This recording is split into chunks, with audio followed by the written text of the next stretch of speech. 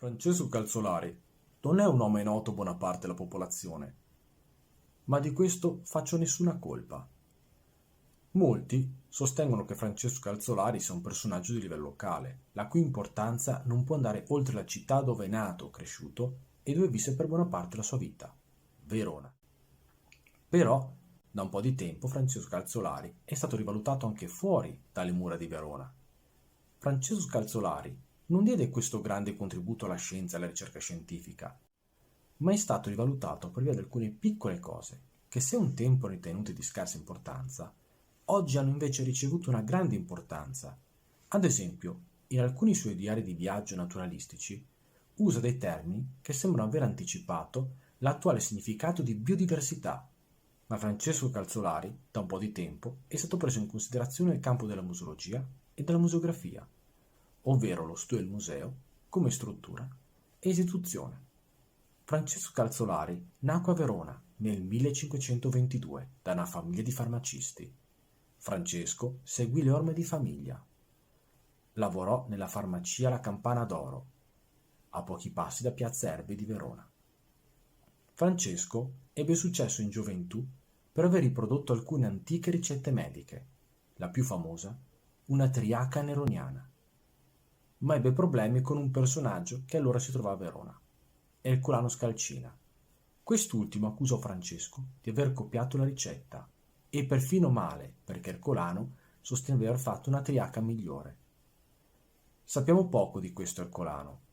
Tra le poche cose che sappiamo è che era un personaggio ambiguo.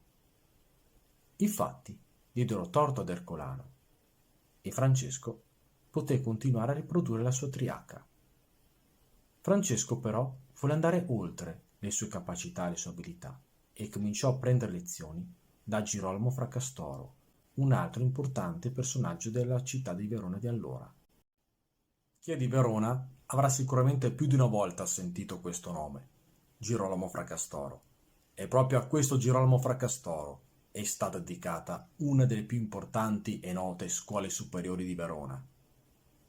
Però i legami tra Francesco Calzolari e Girolamo Fracastoro sono ancora oggi poco chiari per via di tutta una serie di documenti poco attendibili. Vero che Francesco, per andare oltre le sue capacità, uscì da Verona, passò a Padova, per seguire le lezioni del botanico Luigi Anguillara, il primo prefetto dell'Orto Botanico di Padova, uno dei più importanti di allora.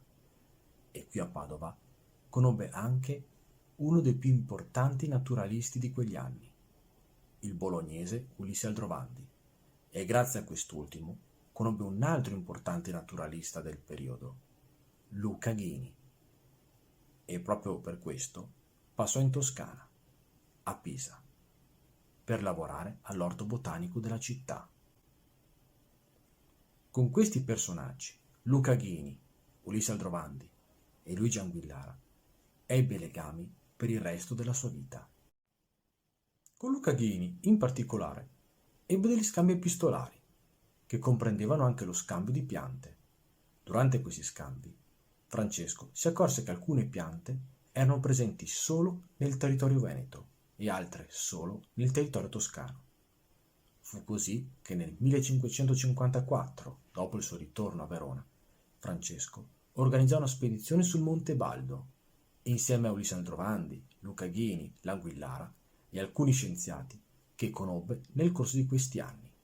Il Monte Baldo era già allora noto per la sua grande varietà di specie vegetali e durante questa spedizione censirono intorno alle 350 specie di piante. In seguito vennero prese in considerazione anche le specie animali e geologiche. Non a caso, Francesco Calzolari fu uno dei primi a individuare in Bolca un giacimento fossilifero. Da questa esperienza, nel 1556, pubblicò il suo più famoso diario di viaggio, intitolato Viaggio sul Monte Baldo della magnifica città di Verona.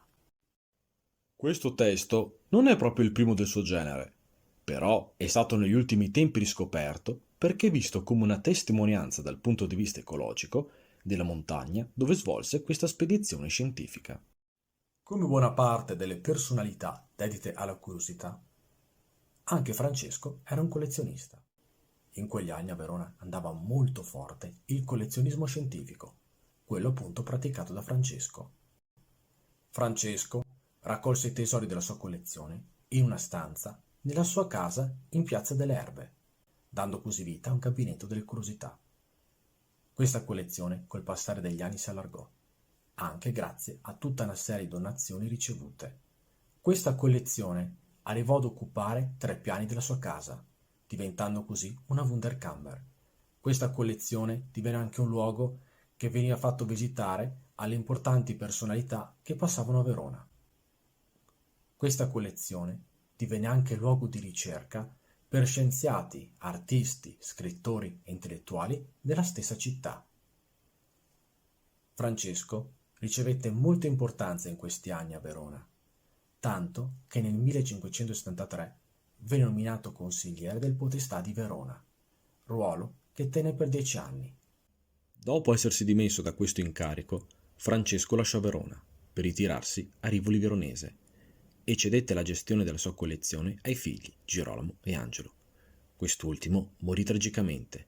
Per questo Francesco finì in depressione, unito ad un forte senso di colpa, che durò per il resto della sua vita, che finì nel 1609 a Rivoli Veronese. La collezione di Francesco passò ai figli e ai nipoti. Nei decenni seguenti passò ad altri proprietari. Col passare dei decenni, la vecchia collezione venne smantellata.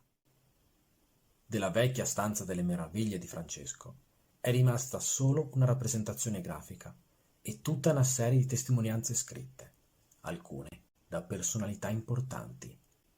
I tesori sopravvissuti vennero inglobati in altre collezioni.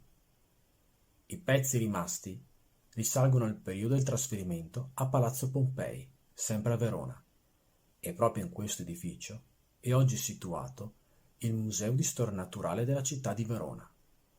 E proprio in questo edificio abbiamo gli unici pezzi della collezione di Francesco Calzolari rimasti. Spero che questo video vi sia piaciuto. Vi ringrazio per la visione e arrivederci ai prossimi video.